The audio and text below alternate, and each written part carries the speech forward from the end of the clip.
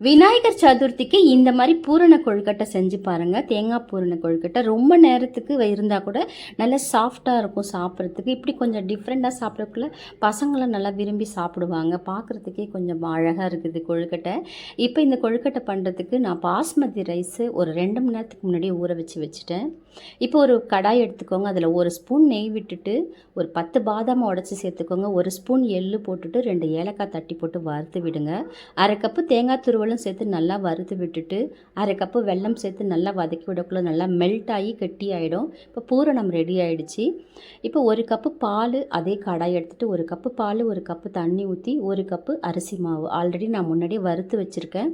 வறுக்கலைன்னா நீங்கள் நல்லா வறுத்து எடுத்துக்கோங்க. வறுத்துட்டு செஞ்சால் தான் நல்லா சாஃப்டாக இருக்கும் கொழுக்கட்டை.